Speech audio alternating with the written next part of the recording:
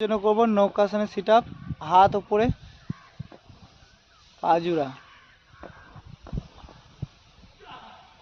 Touch করবো 1, পুরো হাঁটু টাচ করবো 2, 3, পাটা নামান 4, 5, 6, 7, 8, 9, 10, 11, 12, 13, রানি ঠিক করে করো, পা মিলো 14, 15, 16, 17, 18, 19, 20। এবার আমরা নৌকাসন করে থাকবো। চলো হাত দুটোকে থায়ের উপর রাখবো, স্টার্ট।